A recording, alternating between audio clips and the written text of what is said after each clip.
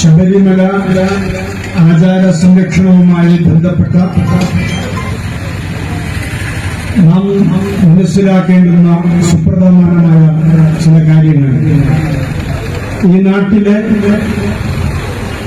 ജനങ്ങളുടെ ശ്രദ്ധയിൽ കൊണ്ടുവരിക എന്നുള്ളതാണ് ഈ സമ്മേളനത്തിന്റെ ഈ പൊതുപരിപാടിയുടെ പ്രഥമ ലക്ഷ്യം. ആചാര സംരക്ഷണവുമായി ബന്ധപ്പെട്ട കാര്യങ്ങളിലേക്ക് ഞാൻ വിശദമായി കടന്നു പോകുന്നില്ല. അത് അഭിവന്ദനായ അബ്ദുള്ളക്കുട്ടി സാർ അതുപോലെ മറ്റുള്ള പ്രഭാഷകരെല്ലാവരും നിർവഹിക്കും. എന്നിരുന്നാലും ചില കാര്യങ്ങൾ ഈ പാർട്ടിയുടെ ഭാരതീയ ജനതാ പാർട്ടിയുമായി ബന്ധപ്പെട്ട് ആളുകൾക്കുള്ള തെറ്റിദ്ധാരണകളിലേക്ക് ആ തെറ്റിദ്ധാരണകളെ ജനങ്ങളുടെ മനസ്സുകളിൽ നിന്ന് അത് ഒഴിവാക്കിയെടുക്കാൻ, നിർമ്മാർജ്ജനം ചെയ്യാൻ, നിഷ്കർഷിക്കുവാൻ അതിനുള്ള ചില കാര്യങ്ങളാണ് ഞാൻ നിങ്ങളുടെ ശ്രദ്ധയിലേക്ക് കൊണ്ടുവരുന്നത്. ഈ രാജ്യം വളരെ പഴക്കമുള്ള ഒരു രാജ്യമാണ്. ഈ രാജ്യത്തെ നൂറ്റാണ്ടുകളോളം പുറമേയുള്ള ശക്തികളും ഭരിച്ച് അടിമകളാക്കി വെച്ച ഒരു രാജ്യമായിരുന്നു നമ്മുടെ ഭാരതം.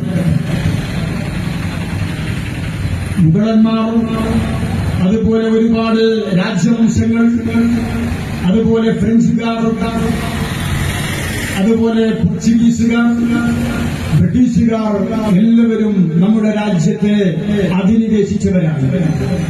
ആ അധിനിവേശങ്ങൾക്കിപ്പുറം നൂറ്റാണ്ടുകളോളം ഈ രാജ്യത്തെ ഭരിച്ച ബ്രിട്ടീഷുകാരന്റെ യൂണിയൻ ജാക്ക് പതാക വലിച്ചു താഴ്ത്തി ഇന്ത്യയുടെ സ്വാതന്ത്ര്യമുള്ള ആകാശത്തിലേക്ക് ത്രിവർണ്ണ പതാക വലിച്ചുയർത്തി ഇന്ന് 7.5 പതിറ്റാണ്ട് പിന്നിട്ടിരിക്കുകയാണ്. എന്റെ പ്രിയപ്പെട്ടവരെ, ഈ സന്ദർഭത്തിൽ ചില കാര്യങ്ങളിലേക്ക് ഞാൻ നിങ്ങളുടെ ശ്രദ്ധയെ ക്ഷണിക്കുകയാണ്. നമ്മുടെ രാജ്യം 947 ഈ രാജ്യത്തിന് സ്വാതന്ത്ര്യം ലഭിച്ച് നമ്മൾ സ്വതന്ത്രമായ ഇന്ത്യയിൽ ജീവിച്ചുകൊണ്ടിരിക്കുന്നു. ഈ 7.5 പതിറ്റാണ്ടിൽ 65 വർഷം ഈ രാജ്യത്തെ ഭരിച്ചത് കോൺഗ്രസ് നേതൃത്വം നൽകുന്ന മുന്നണിയായിരുന്നു. 65 വർഷം കോൺഗ്രസ് ഭരിച്ച് ആ 65 വർഷം കൊണ്ട് ആ 65 പതിറ്റാണ്ടിൽ സിംഹഭാഗവും ഒരു കുടുംബത്തിലെ അംഗങ്ങളാണ് ഈ രാജ്യത്തെ ഭരിച്ചത്. മുത്തച്ഛനും മകളും മകനും അതുപോലെ മരുമക്കളുമൊക്കെ ഭരിച്ചുകൊണ്ടിരിക്കുന്ന ഒരു സാഹചര്യമായിരുന്നു നമ്മുടെ രാജ്യത്തുണ്ടായിരുന്നത്.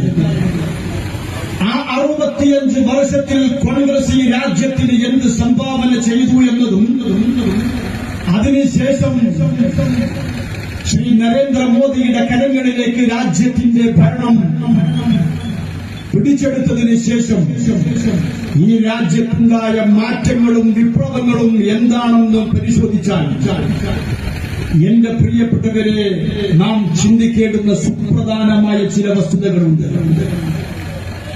ശ്രീ നരേന്ദ്രമോദിജി ഈ രാജ്യത്തിന്റെ ഭരണം ഏറ്റെടുക്കുന്ന കാലഘട്ടത്തിൽ ഭാരത മഹാരാജ്യം ലോകത്തിന്റെ സാമ്പത്തിക ശക്തിയിൽ 10ാമത്തെ സ്ഥാനമായിരുന്നുവെങ്കിൽ എന്റെ പ്രിയപ്പെട്ടവരെ, 200 വർഷം ഈ രാജ്യത്തെ ഭരിച്ചു മുടിച്ച ആളുകളെ, ബ്രിട്ടീഷുകാരനെ ഈ രാജ്യത്തിന് സ്വാതന്ത്ര്യം ലഭിച്ചതിന്റെ 75ാമത്തെ വർഷം ആഘോഷിക്കുന്ന ആ സ്വാതന്ത്ര്യ ദിനം നമ്മൾ ആഘോഷിക്കുന്നത് എന്റെ പ്രിയപ്പെട്ടവരെ ഈ രാജ്യത്തെ അധിനിവേശിച്ച ബ്രിട്ടീഷ് ശക്തികളെ പിന്തള്ളിക്കൊണ്ട് ഇന്ത്യ 5ാമത്തെ സാമ്പത്തിക ശക്തിയായി മാറിക്കൊണ്ടായിരുന്നുവെങ്കിൽ ഇന്നിന്റെ ഈ കാലാംശത്തിൽ നമ്മൾ ജീവിക്കുമ്പോ ഭാരത മഹാരാജ്യം ലോകത്തിന്റെ സാമ്പത്തിക ശക്തികളുമായി അതിന്റെ സ്ഥാനനിർണയം നടത്തുമ്പോ ഈ രാജ്യം ഇന്ന് 4ാം സ്ഥാനത്താണുള്ളത്. അതൊന്നും ചെറിയ നിസ്സാരമായ കാര്യം ആയി നിങ്ങൾ മനസ്സിലാക്കരുത്.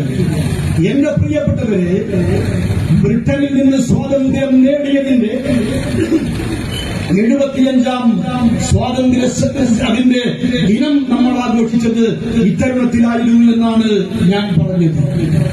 അതുകൊണ്ട് തന്നെ വളരെ കൃത്യമായി നമ്മൾ മനസ്സിലാക്കേണ്ടുന്ന ചില വസ്തുതകളിലേക്ക് ഞാൻ നിങ്ങളുടെ ശ്രദ്ധയെ ക്ഷണിക്കുകയാണ്. എന്തുകൊണ്ടാണ് 65 വർഷം ഈ രാജ്യത്തെ ഭരിച്ചവർക്ക് ലോകത്തിന്റെ മുമ്പിൽ ഈ രാജ്യത്തെ അടയാളപ്പെടുത്താൻ കഴിയാതെ പോയത് എന്ന് നാം കൃത്യമായി പരിശോധിക്കേണ്ടതുണ്ട്. 1947 ബ്രിട്ടീഷുകാരൻ ഈ രാജ്യം വിട്ടു പോകുമ്പോ അവര് നമ്മളെ പഠിപ്പിച്ചത്, അവര് ഈ രാജ്യത്തെ ജനങ്ങളുടെ മനസ്സിനോട് സംവദിച്ചത് ഇന്ത്യ എന്ന് പറഞ്ഞാൽ ഒരു 3ാം കിട രാജ്യമാണ്. ഇന്ത്യ എന്ന് പറഞ്ഞാൽ അത് കുഗ്രാമങ്ങളുടെ രാജ്യമാണ്. ഇന്ത്യ എന്ന് പറഞ്ഞാൽ അക്ഷരാഭ്യാസമില്ലാത്ത, വിദ്യാഭ്യാസമില്ലാത്ത, വിജ്ഞാനമില്ലാത്ത, ഗോത്രവർഗക്കാരായ, അപരിഷ്കൃതരായ, അധകൃതരായ ആളുകളുടെ രാജ്യമാണ്. ഇന്ത്യ എന്ന് പറഞ്ഞാൽ ഒരു 3ാം കിട രാജ്യമാണ് എന്നാണ് അവര് നമ്മളെ പഠിപ്പിച്ചത്, അവര് നമ്മളോട് പറഞ്ഞത്. ഇന്ത്യയുടെ 1ാമത്തെ പ്രധാനമന്ത്രി നെഹ്റുവും ഈ രാജ്യത്തെ ജനങ്ങളുടെ മനസ്സിനോട് സംവദിച്ചത് അതുപോലെ തന്നെയാണ്. നമ്മൾ ഒരു 3ാം കിട രാജ്യമാണ്, ഒരു വികസ്വര രാജ്യമാണ് എന്നാണ് അദ്ദേഹവും പഠിപ്പിച്ചത്. എന്നാൽ 2014 മെയ് മാസം ഇന്ത്യയുടെ പ്രധാനമന്ത്രിയായി ശ്രീ നരേന്ദ്ര ദാമോദർ ദാസ് മോദിജി അധികാരമേറ്റെടുത്ത് അദ്ദേഹം അധികാരമേറ്റെടുത്തതിന്റെ ആ സ്വാതന്ത്ര്യ ദിനത്തിന്റെ ആഘോഷത്തിന്റെ വേളയിൽ ഇന്ത്യയുടെ ചെങ്കോട്ടയിൽ സ്വാതന്ത്ര്യമുള്ള ആകാശത്തിലേക്ക് രാജ്യത്തിന്റെ മൂവർണ്ണ കൊടി വലിച്ചുയർത്തിയിട്ട് രാജ്യത്തെ അഭിസംബോധന ചെയ്യുമ്പോ നരേന്ദ്രമോദിജി രാജ്യത്തിലെ ജനങ്ങളോട് പ്രഖ്യാപിച്ച ഒരു പ്രഖ്യാപനമുണ്ട്. എന്താണ് അദ്ദേഹം പറഞ്ഞത്? ഇന്ത്യ ഇനി മുതൽ ഒരു വികസ്വര രാജ്യമല്ല, ഇന്ത്യ ഇനി മുതൽ ഒരു 3ാം കിട രാജ്യമല്ല, ഇന്ത്യ ഇനി മുതൽ ഒരു വികസിത രാജ്യമായി മാറ്റാനുള്ള അതിന്റെ ഉന്നതമായ പരിവർത്തനത്തിന്റെ പദപ്പാട്ട് പാടുന്ന ഉജ്ജ്വലമായ വിപ്ലവത്തിന്റെ വികസനത്തിന്റെ അതിന്റെ അശ്വമേധ യാഗം നടത്തുകയാണ് എന്ന് പറഞ്ഞുകൊണ്ട് രാജ്യത്തെ ജനങ്ങളെ അദ്ദേഹം അഭിമുഖീകരിച്ചപ്പോ ഒരു കവിത നമ്മളെപ്പോഴും പറയാറുണ്ട്. ആരൊരാളം കുതിരയെ കെട്ടുവാൻ, ആരൊരാളതിന്മാർഗം മുടക്കുവാൻ, ദിഗ്വിജയത്തിനൻ സർഗശക്തിയായി കുതിരയെ വിട്ടയക്കുന്നു ഞാൻ എന്ന് പറഞ്ഞ പോലെ ശ്രീ നരേന്ദ്രമോദിജി തുടങ്ങിവെച്ച ഈ രാജ്യത്തിന്റെ പരിവർത്തനത്തിന്റെ വിപ്ലവത്തിന്റെ, എന്റെ പ്രിയപ്പെട്ടവരെ, ഈ രാജ്യത്തിന്റെ വികസനത്തിന്റെ അശ്വമേധം അതാണ് ലോകത്തിന്റെ മുമ്പിൽ ഈ രാജ്യത്തെ അടയാളപ്പെടുത്തിയത്.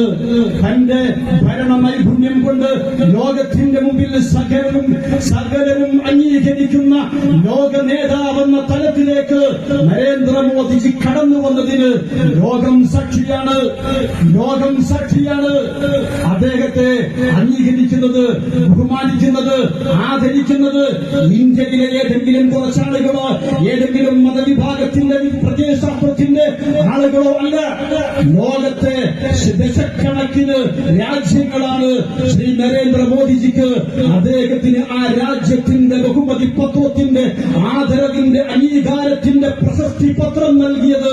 ആ രാജ്യങ്ങളുടെ കൂട്ടത്തിൽ എന്റെ പ്രിയപ്പെട്ടവരെ 10ലധികം അറബ് രാജ്യങ്ങളുണ്ട് എന്നത് നിങ്ങൾ കൃത്യമായി മനസ്സിലാക്കേണ്ടതാണ്. ഈ അറബ് രാജ്യങ്ങൾക്കൊന്നും നരേന്ദ്രമോദിജിയോട് ചതുർത്ഥിയില്ല, അദ്ദേഹത്തോട് ഐക്യമില്ല.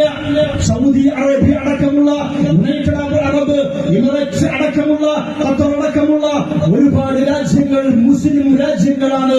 ശ്രീ നരേന്ദ്രമോദിജിയെ ആ രാജ്യത്തേക്ക് ക്ഷണിച്ചുകൊണ്ട് ആദരവിന്റെ ബഹുമാനത്തിന്റെ പ്രശസ്തി പത്രം നൽകി അദ്ദേഹത്തെ ആദരിക്കുന്നത്.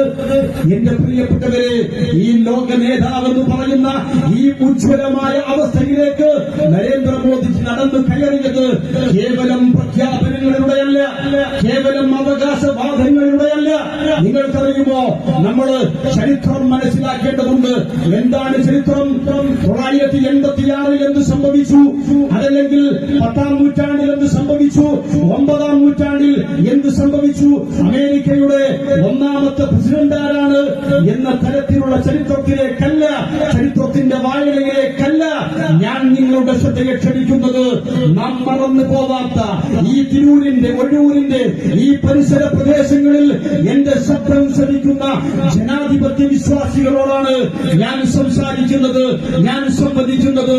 എന്റെ പ്രിയപ്പെട്ടവരെ, കോവിഡ് മഹാമാരി നമ്മളാരും വിസ്മരിക്കാൻ കഴിയില്ല, നമുക്കാർക്കും മറക്കുവാനുള്ള സമയമായിട്ടില്ല.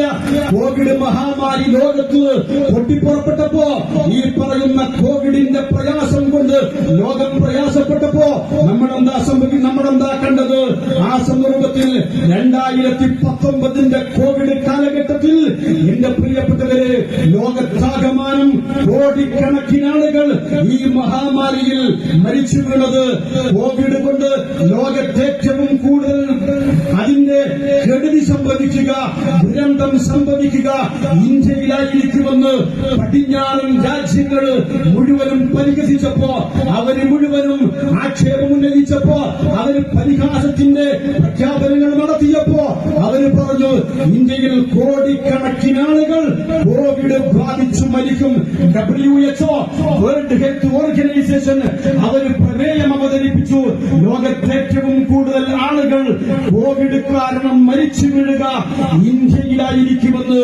എന്റെ പ്രിയപ്പെട്ടവരെ, അതിന് പറഞ്ഞു ഇന്ത്യയിൽ കോടിക്കണക്കിന് ആളുകൾ ഈ മഹാമാരിയിൽപ്പെട്ട് അവർക്ക് പ്രതിരോധിക്കുവാൻ കഴിയാതെ മരിച്ചു വീഴുമെന്ന് പറഞ്ഞു പഠിപ്പിച്ചപ്പോ, അവര് പ്രഖ്യാപിച്ചപ്പോ, UN പ്രമേയം അവതരിപ്പിച്ചപ്പോ ബ്രിട്ടീഷുകാരൻ പറഞ്ഞു പഠിപ്പിച്ചതാണ്. ഇന്ത്യക്കാരന് അറിവില്ല, കഴിവില്ല, വിദ്യാഭ്യാസമില്ല, വിജ്ഞാനമില്ല, അവൻ അധകൃതനാണ്, അവൻ അപരിഷ്കൃതനാണ്, അവനൊന്നിനും കൊള്ളാത്തവനാണ്, അവൻ 3-ാം കിടക്കാരനാണെന്ന് പടിഞ്ഞാറ് പറഞ്ഞു പഠിപ്പിച്ച ആ അടിസ്ഥാനത്തിന് WHO അവര് പ്രമേയം അവതരിപ്പിച്ചു. കോടിക്കണക്കിന് ആളുകൾ ഇവിടെ മരിച്ചു വീഴും എന്ന്. അതുമാത്രമല്ല, ലോകാരോഗ്യ സംഘടന കൂടുതൽ ഒന്നുകൂടെ കടന്നു പറഞ്ഞു, കോവിഡ് കാരണം ഇന്ത്യയിൽ കോടിക്കണക്കിന് ആളുകൾ മരിക്കുമ്പോ, അതുമാത്രമല്ല പട്ടിണി കിടന്ന് ഭക്ഷിക്കാൻ അന്നമില്ലാതെ ഇന്ത്യക്കാരൻ പടഞ്ഞ് മരിച്ചു വീഴുമെന്ന് ലോകാരോഗ്യ സംഘടനയും മുന്നറിയിപ്പ് നൽകിയപ്പോ, എന്റെ പ്രിയപ്പെട്ടവരെ, ഈ ഒഴൂർ കവലയിൽ, ഈ അങ്ങാടിയിൽ എന്റെ ശബ്ദം ശ്രമിക്കുന്ന ലീഗുകാരനോടല്ല, ഇവിടുത്തെ മുസ്ലിമിനോടല്ല, ക്രിസ്ത്യാനിയോടല്ല, പാർട്ടിക്കാരോടല്ല, ഇവിടുത്തെ മനുഷ്യരോടാണ് ഞാൻ സംസാരിക്കുന്നത്. ഇവിടുത്തെ മനുഷ്യന്മാരോടാണ് ഞാൻ സംവദിക്കുന്നത്. എന്റെ പ്രിയപ്പെട്ടവരെ, ലോകം മുഴുവനും ഈ രാജ്യത്തെ പരിഹസിച്ചപ്പോ, ആക്ഷേപിച്ചപ്പോ, നരേന്ദ്ര ദാമോദർ ദാസ് മോദി എന്ന് പറയുന്ന ഇന്ത്യയുടെ പ്രധാനമന്ത്രി എന്ത് ചെയ്തു? അദ്ദേഹത്തിന്റെ പ്രവർത്തനങ്ങളുടെ എണ്ണയിട്ട യന്ത്രം പോലെ ഒരു പ്രധാനമന്ത്രി ഒരു വീട്ടിലെ ഗൃഹനാഥനെ പോലെ ഒരു രാജ്യത്തിന്റെ ഭരണസിരാ കേന്ദ്രത്തിൽ അള്ളിപ്പിടിച്ചിരിക്കുകയല്ല ചെയ്തത്. ഒരു കുടുംബനാഥനെ പോലെ തന്റെ രാജ്യത്ത് അധിവസിക്കുന്ന 140-ൽ പരം കോടി വരുന്ന മനുഷ്യ മക്കളുടെ അവരുടെ ജീവനും അതിന്റെ സംരക്ഷണം എന്റെ കരങ്ങളിൽ നിക്ഷിപ്തമാണെന്ന ബോധമുള്ള തിരിച്ചറിവുള്ള ഒരു ഭരണാധികാരി എന്ത് ചെയ്തു? പ്രിയപ്പെട്ടവരെ, നിങ്ങൾക്കറിയുമോ, ഇന്ത്യയിൽ സമ്പൂർണമായ ഇവിടുത്തെ ലോക്ക്ഡൌൺ പ്രഖ്യാപിച്ചു. ലോക്ക്ഡൌൺ പ്രഖ്യാപിച്ചിട്ട് പറഞ്ഞു പ്രധാനമന്ത്രി, നിങ്ങൾ എവിടെയാണോ നിൽക്കുന്നത് അവിടെ നിലകൊള്ളുക, നമുക്ക് പ്രതിരോധിക്കേണ്ടതുണ്ട്, നമുക്ക് ഈ രാജ്യത്തെ ജനങ്ങളുടെ ആരോഗ്യത്തെ സംരക്ഷിച്ചു പിടിക്കേണ്ടതുണ്ട്. അതുകൊണ്ട് നിങ്ങൾ കൃത്യമായ സഹകരണം ഉണ്ടാകണം എന്ന് പറഞ്ഞ് അദ്ദേഹം ഓരോ പ്രവർത്തനങ്ങൾ അത് വളരെ കൃത്യമായി ക്രമപ്രബദ്ധമായി നിർവഹിച്ചത്. ഈ നരേന്ദ്രമോദിജി അധികാരത്തിൽ വന്ന സന്ദർഭത്തിൽ ജൻധൻ യോജന എന്ന ഒരു പദ്ധതി കൊണ്ടുവന്ന് ഈ രാജ്യത്തുള്ള എല്ലാ ആളുകളും ബാങ്ക് അക്കൗണ്ടുകൾ എടുക്കണം എന്ന് പറഞ്ഞപ്പോ ഇവിടുത്തെ CPM-കാരനും അതുപോലെ മറ്റുള്ള പ്രതിപക്ഷ പാർട്ടികളൊക്കെ പരിഹസിച്ചു, കളിയാക്കി ചിരിച്ചു. എന്ത് ഒരു ബാങ്ക് അക്കൗണ്ട് തുടങ്ങിയാൽ പട്ടിണി മാറുമോ എന്ന് പറഞ്ഞ് പരിഹസിച്ചത് അവർക്കറിയുമായിരുന്നില്ല. എന്റെ പ്രിയപ്പെട്ട ഒഴൂർ കവലയിലെ എന്റെ ജനാധിപത്യ വിശ്വാസികളെ, രാജീവ് ഗാന്ധി മുമ്പൊരു പ്രഖ്യാപനം നടത്തിയിരുന്നു. അദ്ദേഹം വേദനയോടെ പറഞ്ഞു, കേന്ദ്രത്തിൽ നിന്ന് 100 രൂപ ജനങ്ങൾക്ക് വേണ്ടി നൽകുമ്പോ അത് ഓരോ പഞ്ചായത്തുകളിലും ജീവിക്കുന്ന അതിന്റെ അർഹനിലേക്ക് എത്തുമ്പോ ആ 100 രൂപ 13 രൂപയാവാറുണ്ട്. 1 രൂപ നൽകിയാൽ അത് 13 പൈസയായി മാറാറുണ്ട്. ഇങ്ങനെയാണ് ഈ മാജിക് എന്നറിയുമോ? ഈ ഡർട്ടി പൊളിറ്റിക്സിന്റെ അതിന്റെ സാഹചര്യം എങ്ങനെയായിരുന്നു എന്ന് നിങ്ങൾക്കറിയുമോ? അത് രാഷ്ട്രീയ ഇടനാഴികകളിൽ അതിൽ നിന്ന് കട്ടെടുക്കുന്ന, അതിൽ നിന്ന് അപഹരിക്കുന്ന, അതിൽ നിന്ന് കുംഭകോണം നടത്തി രാഷ്ട്രീയ തെരുവിലെ കുതിര കച്ചവടക്കാർ അടിച്ചു മാറ്റുന്നു എന്ന് രാജീവ് ഗാന്ധി പരിഭവം പറഞ്ഞതാണ്. പരിഭവം പറഞ്ഞിട്ട് കാര്യമില്ല, പ്രഖ്യാപനങ്ങൾ കൊണ്ട് കാര്യമില്ല, പരിദേവനങ്ങൾ കൊണ്ട് ഫലപ്രയോഗം അതുകൊണ്ട് യാതൊരു തരത്തിലുമുള്ള ഫലപ്രാപ്തിയുമില്ല. എന്നാൽ ശ്രീ നരേന്ദ്രമോദിജി അദ്ദേഹം രാജ്യത്തെ ജനങ്ങളോട് പറഞ്ഞു, ജൻധൻ യോജന എന്ന് പറയുന്ന പദ്ധതി കൊണ്ടുവന്നിട്ട് പറഞ്ഞു, നിങ്ങൾ ബാങ്ക് അക്കൗണ്ട് തുടങ്ങണം. എന്നിട്ടോ കോവിഡ് കാലത്ത് പ്രയാസപ്പെടുന്ന, അരി മേടിക്കാൻ പ്രയാസപ്പെടുന്ന ആളുകൾക്ക് അക്കൗണ്ടിലേക്ക് പൈസ അയച്ചു കൊടുത്തു. ഒരു ഗൃഹനാഥനെ പോലെ, ഒരു വീട്ടുടമസ്ഥനെ പോലെ, ഒരു പിതാവിനെ പോലെ രാജ്യത്തിന്റെ പ്രധാനമന്ത്രി. എന്റെ പ്രിയപ്പെട്ടവരെ, 2000 രൂപ ഇന്ന് കിസാൻ സമ്മാൻ പദ്ധതിയിലൂടെ വാങ്ങുന്ന ആളുകൾ എന്റെ ശബ്ദം ശ്രമിക്കുന്ന ഈ ഒരു കവലയിൽ എന്റെ ശബ്ദം ശ്രമിക്കുന്ന ആളുകളുടെ കൂട്ടത്തിലുണ്ട് എന്ന് എനിക്ക് അടിയുറച്ച വിശ്വാസമുണ്ട്. ആ 2000 രൂപ രാജീവ് ഗാന്ധി പറഞ്ഞതുപോലെ ആയിരുന്നുവെങ്കിൽ ആ 2000 നിങ്ങളുടെ കൈകളിലേക്ക് എത്തുമ്പോ അത് 246 രൂപയാകുന്ന മാജിക് ഇല്ലാതെ, ഡർട്ടി പൊളിറ്റിക്സ് ഇല്ലാതെ, ആ 2000 കേടുകൂടാതെ നിങ്ങളുടെ കരങ്ങളിലേക്ക് എത്തുന്നത് ഈ പ്രധാനമന്ത്രിയുടെ ഉൾക്കാഴ്ചയാണ്. അദ്ദേഹത്തിന്റെ കൃത്യമായ പദ്ധതികളുടെ അതിന്റെ ആവിഷ്കാരമാണ് ഞാൻ പറഞ്ഞു വന്നത്. കോവിഡിന്റെ വിഷയമാണ്. അങ്ങനെ ഓരോ കുടുംബങ്ങളിലേക്ക് അവർക്ക് ജീവിക്കുന്നതിനാവശ്യമായ ആർഭാടത്തിനല്ല, അരി മേടിച്ചു തിന്നാൻ, ജീവൻ കിടക്കാൻ, ജീവൻ നിലനിർത്താനുള്ള സംവിധാനം ഉണ്ടാക്കി കൊടുത്തു. കഴിയുന്നുണ്ടോ? രാജ്യത്തിന്റെ വ്യാപാരം, രാജ്യത്തിന്റെ വ്യവസായം, എല്ലാ ഫാക്ടറികളും, എല്ലാ നിർമ്മാണ പ്രവർത്തനങ്ങളും അവസാനിപ്പിച്ചുകൊണ്ട് രാജ്യത്തിന്റെ മുഴുവൻ ക്രയശേഷിയും ക്രിയേറ്റിവിറ്റിയും ആരോഗ്യ മേഖലയിലേക്ക് കൊണ്ടുവന്ന് ഓക്സിജൻ ഉൽപ്പാദിപ്പിക്കുന്ന ഫാക്ടറികൾ യുദ്ധകാലാടിസ്ഥാനത്തിൽ രാജ്യത്ത് നിരന്തരമായി 100 കണക്കിന് ഓക്സിജൻ ഫാക്ടറികൾ ഉണ്ടാക്കി. ഗ്ലൗസും മാസ്കും PPE കിറ്റുകളും 1000കണക്കിന് ഫാക്ടറികൾ 3 മാസം കൊണ്ട് ഇന്ത്യയിലെ 580ഓളം വരുന്ന ജില്ലാ ആശുപത്രികൾ ആധുനിക സംവിധാനം ഏർപ്പെടുത്തി ഈ കോവിഡ് മഹാമാരിയെ ചെറുക്കാൻ സജ്ജമാക്കിയെടുത്തു. ഇന്ത്യയിലെ 1000കണക്കിന് മുകളിലുള്ള, ഇന്ത്യയിലെ 1000കണക്കിന് 10,000-ന് മുകളിലുള്ള പ്രൈമറി ഹെൽത്ത് സെന്ററുകൾക്ക് സാംക്രമിക രോഗങ്ങളെ ചെറുക്കാനുള്ള മരുന്നും ഉപകരണങ്ങളും ആവോളം നൽകി ഇന്ത്യ സുസജ്ജമായി, ഇന്ത്യ സുശക്തമായി ഏതു മാരക രോഗത്തെയും പ്രതിരോധിക്കാൻ കഴിയുന്ന സ്ഥിതിയിലേക്ക് രാജ്യത്തിന്റെ ആരോഗ്യ രംഗത്തെ അത് കൃത്യമായി അതിനെ പര്യാപ്തമാക്കിയെടുത്തു. എന്റെ പ്രിയപ്പെട്ടവരെ, കോവിഡ് കൊണ്ട് മരണം നടന്ന ജനസംഖ്യാടിസ്ഥാനത്തിൽ അനുപാതത്തിലും പരിശോധിച്ചാൽ ലോകത്തെ ഏറ്റവും കുറവ് ആളുകൾ മരിച്ചത് നരേന്ദ്ര ദാമോദർ ദാസ് മോദിജി ഭരണസിലാ കേന്ദ്രത്തിൽ നിന്ന് ഭരണം കൈയാളുന്ന ഇന്ത്യ മഹാരാജ്യത്തിലാണ്. പ്രിയപ്പെട്ടവരെ, അത് ഒരു പ്രധാനമന്ത്രിയുടെ ഇച്ഛാശക്തിയാണ്, ഒരു പ്രധാനമന്ത്രിയുടെ ഉൾക്കാഴ്ച കാഴ്ചയാണ് എന്ന് നമുക്ക് മനസ്സിലാക്കാൻ കഴിയുന്നില്ല. കോവിഡാനന്തരം ലോകം തകർന്നു തരിപ്പണമായി, അമേരിക്കൻ സാമ്പത്തിക വ്യവസ്ഥ തകർന്നു തരിപ്പണമായി, ഈ തൊഴിലില്ലായ്മയെ പ്രതിരോധിക്കാൻ മറികടക്കാൻ കഴിയാതെ ബ്രിട്ടനിൽ 4 പ്രധാനമന്ത്രിമാർ തുടരെ രാജിവെച്ചൊഴിഞ്ഞു. എന്നാൽ മോദിജി പ്രഖ്യാപിച്ചു, കോവിഡാനന്തരം ലോകത്താളക്രമത്തിൽ ലോകത്തിന് നേതൃത്വം നൽകാൻ ഭാരതത്തിന് കഴിയുമെന്ന് പറഞ്ഞപ്പോ പലരും പരിഹസിച്ചു. ലോകം പരിഹസിക്കുമ്പോ എന്റെ പ്രിയപ്പെട്ടവരെ, ലോകം തകർന്നടിഞ്ഞപ്പോ നമ്മൾ എന്താക്കേണ്ടത്? കോവിഡിന് ശേഷം ലോകത്തെ ഏറ്റവും വേഗതയുള്ള സാമ്പത്തിക ശക്തി ഭാരതമാണ്. കോവിഡ് കാലഘട്ടത്തിൽ ഇന്ത്യയിലെ കർഷകർ അവന്റെ മണ്ണിൽ സ്വർണം വിളയിച്ചു. അവർ രാപ്പകലില്ലാതെ അധ്വാനിച്ച് ലോക റെക്കോർഡ് കിട്ടു. പ്രിയപ്പെട്ടവരെ, UN എന്താ പറഞ്ഞത്? പട്ടിണി കാരണം ഇന്ത്യയിൽ കോടികൾ മരിച്ചു വീഴുമെന്ന് പരിഹസിച്ച പടിഞ്ഞാറുകാരന്റെ മുമ്പിൽ കോവിഡിന് ശേഷം ശക്തമായി ഇന്ത്യയിലെ കർഷകരെ പ്രോത്സാഹിപ്പിച്ച് അവർക്ക് വേണ്ടുന്ന സകല തരത്തിലുമുള്ള സംവിധാനങ്ങളും ഒരുക്കിക്കൊടുത്ത്, എന്റെ പ്രിയപ്പെട്ടവരെ, ഇവിടുത്തെ കർഷകർ മണ്ണിൽ പണിയെടുത്തതിന്റെ അത് കാരണം ബ്രസീലിനെ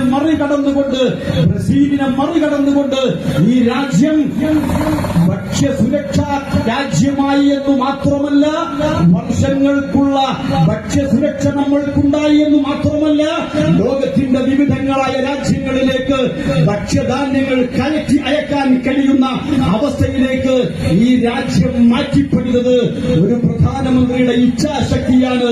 അതുകൊണ്ടാണ് നമ്മൾ പറയുന്നത് a man of impeccable records, a citizen of incorruptible patriotism എന്ന് നമ്മൾ വെറുതെ പറയുകയല്ല. അത് അദ്ദേഹത്തിന്റെ ഭരണത്തിന്റെ സുന്ദരമായ പ്രവർത്തനങ്ങളിലൂടെ ഈ രാജ്യത്തിന് കാണിച്ചു കൊടുക്കുക. പ്രിയപ്പെട്ടവരെ, കൃത്യമായി എണ്ണയിട്ട യന്ത്രം പോലെ 65 വർഷം കൊണ്ട് കോൺഗ്രസുകാരൻ നോക്കിയിരുന്ന 65 വർഷക്കാലം ഈ രാജ്യം എവിടെയായിരുന്നു? ആ 65 വർഷത്തിന് ശേഷം നരേന്ദ്രമോദിജിയുടെ ഇന്ത്യ എങ്ങനെയാണ് ലോകത്തിന്റെ മുമ്പിൽ അടയാളപ്പെടുത്തുന്നത്? ലോകത്തിലെ ഡിജിറ്റൽ ട്രാൻസാക്ഷന്റെ ലോകത്തിന്റെ ഡിജിറ്റൽ ട്രാൻസാക്ഷൻ 40% ഭാരതത്തിലാണ്. അമേരിക്കയിലോ ബ്രിട്ടനിലോ ദുബായിലോ അല്ല. ഡിജിറ്റൽ ട്രാൻസാക്ഷൻ ലോകത്തിന്റെ 40% ഭാരതത്തിലാണ്. മോദി സർക്കാർ അധികാരത്തിൽ വരുന്നതിന് മുമ്പ് ഇന്ത്യയിലെ ഡിജിറ്റൽ ട്രാൻസാക്ഷൻ 4%. ഇന്ന് അത് 77% മാറിയിരിക്കും.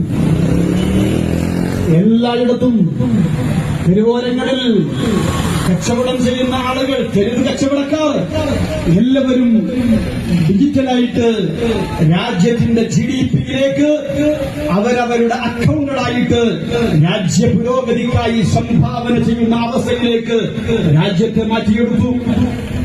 എന്റെ പ്രിയപ്പെട്ടവരെ, ഇതാണ് നമ്മൾ കാണുന്നത്. കൃത്യമായ പ്രവർത്തനങ്ങൾ അതാണ് നാം മനസ്സിലാക്കേണ്ടത്. എല്ലാ മേഖലയിലും പാവപ്പെട്ടവരെ, ഈ രാജ്യത്തെ സാധാരണക്കാരനെ, ഈ രാജ്യത്തെ പട്ടിണി പാവങ്ങളെ ഓരോരുത്തരെയും ബാധിക്കുന്ന വിഷയത്തിൽ ഈ പ്രധാനമന്ത്രിയുടെ കൃത്യമായ അദ്ദേഹത്തിന്റെ കണ്ണുണ്ടായിരുന്നു, അദ്ദേഹത്തിന്റെ ശ്രദ്ധയുണ്ടായിരുന്നു, അദ്ദേഹത്തിന്റെ ജാഗ്രതയുണ്ടായിരുന്നു. ഞാൻ ഈ ജനൌഷധി മെഡിക്കൽ ഷോപ്പുകളെ കുറിച്ച് പല സ്ഥലത്തും പ്രസംഗിച്ചപ്പോ ചില ആളുകൾ എന്റെ ഫേസ്ബുക്ക് അക്കൗണ്ടിൽ വന്നിട്ട് തെറി വിളിക്കുക. നല്ലോണം വിളിക്കുന്നുണ്ട്. ഞാൻ പണ്ടേ മൈൻഡ് ചെയ്യില്ല, മൂലാരായി നടക്കുമ്പോൾ മൈൻഡ് ചെയ്തില്ല. പിന്നെ ഇപ്പോ മനസ്സിലായോ? അത് ജനൌഷധിയെ കുറിച്ച് പറഞ്ഞപ്പോ പറഞ്ഞു, അത് നരേന്ദ്രമോദിജിയുടെ കണ്ടെത്തലല്ല, അത് ഞങ്ങളുടെയാണ്. ശരിയാ, നിങ്ങളതാണ്. ജനൌഷധി എന്ന് പറയുന്ന ആ ഒരു സമ്പ്രദായം 2009 ശ്രീ മൻമോഹൻ സിംഗ് പ്രധാനമന്ത്രിയായി ഭരിക്കുന്ന സന്ദർഭത്തിൽ ഒരു അധികാരി കൊണ്ടുവന്നതാണ്. 2014 മൻമോഹൻ സിംഗിന്റെ കൈകളിൽ നിന്ന് ഇന്ത്യയുടെ അധികാരം നമ്മൾ പിടിച്ചു വാങ്ങുമ്പോ ഇന്ത്യ മഹാരാജ്യത്തിൽ ആകെ ഉണ്ടായിരുന്നത് 200ഓളം ഓളം പറയണ്ട 180 ജനൌഷധി മെഡിക്കൽ ഷോപ്പുകളാണ് ഭാരത മഹാരാജ്യത്തിന് ആകമാനമുണ്ടായിരുന്നത്. എന്നാൽ ശ്രീ നരേന്ദ്രമോദിജി അധികാരമേറ്റെടുത്ത് ജനൌഷധി മെഡിക്കൽ ഷോപ്പിന്റെ പ്രാധാന്യം മനസ്സിലാക്കി ഇന്ന് രാജ്യത്ത് 10,000-കണക്കിന് ജനൌഷധി മെഡിക്കൽ ഷോപ്പുകളുണ്ട്. പ്രിയപ്പെട്ടവരെ, എന്താ ജനൌഷധി മെഡിക്കൽ ഷോപ്പിന്റെ പ്രത്യേകത എന്നറിയാം നിങ്ങൾക്ക്? ഞാൻ ഈ കഴിഞ്ഞ ആഴ്ച ഞാൻ ഇതുമായി ബന്ധപ്പെട്ട് പല കാര്യങ്ങളും പറഞ്ഞിട്ടുണ്ട്. എന്റെ ഒരു അനുഭവം പറയും. കഴിഞ്ഞ ആഴ്ച എനിക്കൊരു സ്കിൻ അലർജി വന്ന സന്ദർഭത്തിൽ എന്റെ ഒരു ഡോക്ടറെ കാണിച്ച് കോഴിക്കോടുള്ള ഒരു വളരെ പ്രഗത്ഭയായ ഈ സ്കിൻ സ്പെഷ്യലിസ്റ്റിനെ കണ്ട് അവരെനിക്ക് മരുന്ന് എഴുതി തന്നു. ആ മരുന്ന് മെഡിക്കൽ ഷോപ്പിൽ പോയി വാങ്ങുമ്പോ 15 ഗ്രാമുള്ള മരുന്നിന്റെ ആ ഓയിന്റ്മെന്റ് ജെല്ലിന്റെ വില 451 രൂപ. അത് ഞാൻ വാങ്ങി പുരട്ടി. അത് തീർന്നപ്പോ ഞാൻ ജനൌഷധി മെഡിക്കൽ ഷോപ്പിൽ മരുന്ന് വാങ്ങാൻ പോയ സന്ദർഭത്തിൽ ഞാൻ വെറുതെ ചോദിച്ചു, ഈ ഓയിന്റ്മെന്റ് കാണിച്ചിട്ട് പറഞ്ഞു, ഈ ഓയിന്റ്മെന്റ് ഉണ്ടോ? ആ ഉണ്ടല്ലോ. 451 രൂപയുടെ ഓയിന്റ്മെന്റ് ജനൌഷധി മെഡിക്കൽ ഷോപ്പിൽ നിന്ന് ഞാൻ വാങ്ങി. അതിനെത്ര വില വരും നിങ്ങൾക്കറിയാം? 451 രൂപയുടെ ഓയിന്റ്മെന്റ്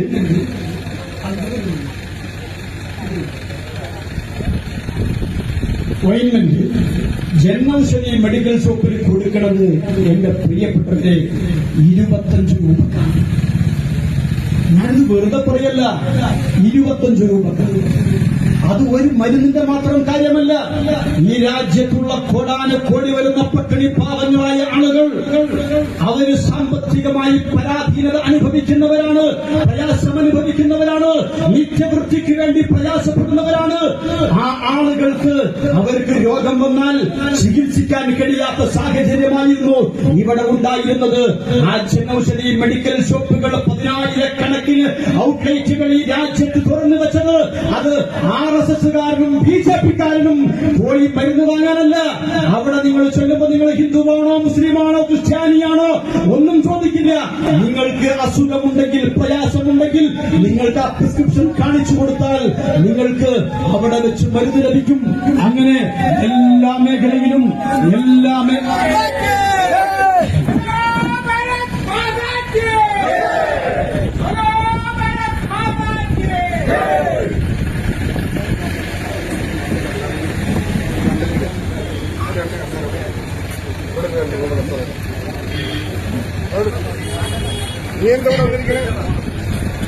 നമ്മുടെ പ്രിയങ്കരനായ ദേശീയ vice president Shri Abdullah sir ഇവിടെ എത്തിയിട്ടുണ്ട്.